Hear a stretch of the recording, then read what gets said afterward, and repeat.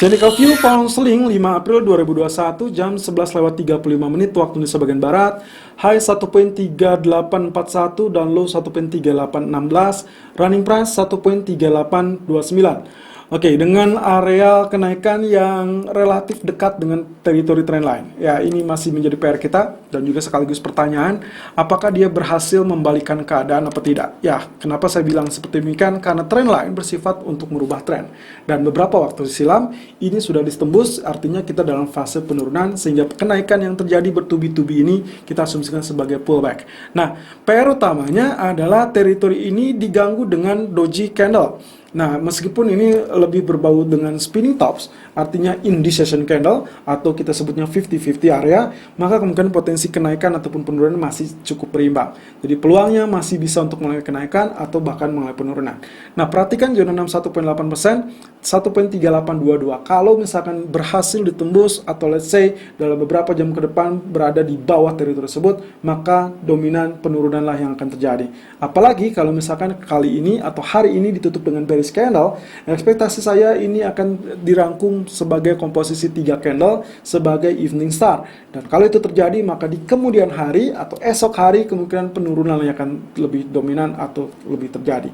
Nah, ekspektasi dengan area 1.3724 akan menjadi target selanjutnya dari pola penurunan. Tapi kalau misalkan ternyata dia tembus, maka hati-hati zona 1.3902. Nah, kemudian kalau kita lihat dari grafik H4-nya sendiri, potensi ini kita masih berada di teritori yang paling genting atau paling menentukan, karena kalau misalkan kita lihat ini teritori yang sangat sakral.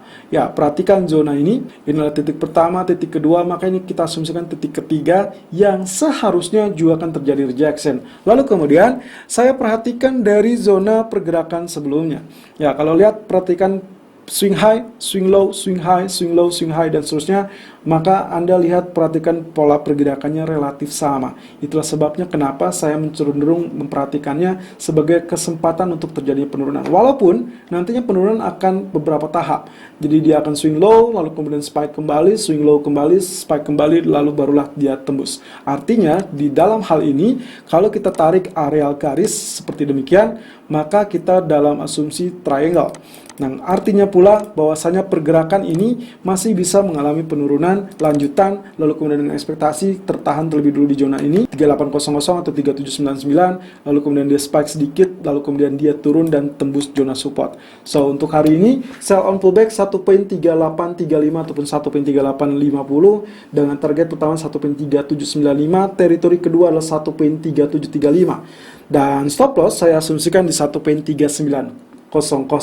Selalu gunakan stop loss dan risk management sesuai dengan equity dan strategi trading Anda. Irfan untuk Agrodana.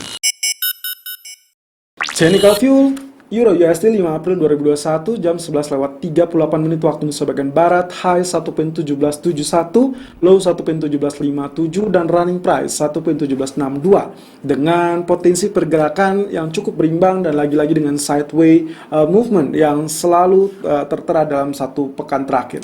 Oke, perlihat dari potensi pergerakan sebelumnya. Ini adalah Morningstar, kemudian ternyata fail dengan konfirmasinya, dia justru ditutup dengan bearish candle. So, Morningstar-nya sedikit gagal atau mungkin terancam gagal, lebih tepatnya seperti itu. Dan kita masih akan lihat, kalau misalkan hari ini katakanlah dia berhasil menembus zona 1.1748, yaitu area low yang tercipta di tanggal 2 April yang lalu, maka potensi dia akan cenderung dominan untuk mengalami penurunan.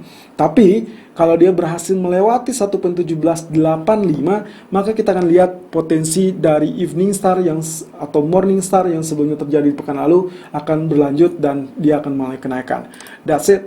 Itulah yang paling simple kalau kita lihat dari sisi teknikal, tapi hati-hati dengan zona 1.1710, maka teritori ini akan menjadi support psikologis yang kalau misalkan muncul atau bahkan ditembus, maka dia akan kembali didominasi dengan pola tekanan atau aksi jual. Nah, Untuk kenaikan sendiri, saya rasa paling tinggi pun dia hanya akan mencapai zona atau teritori 1.1830 unless dia bisa survive di atas 1.1873, which is kalau kita lihat dari daily MA200 itulah areal yang sangat sakral tersebut. Sementara untuk grafik H4-nya sendiri, potensi pergerakannya karena kemarin kita sudah berhasil memanfaatkan dari pola mini atau small double bottom, dia juga sudah spike mencapai areal target. Kita akan lihat potensi pergerakannya kurang lebih seperti demikian.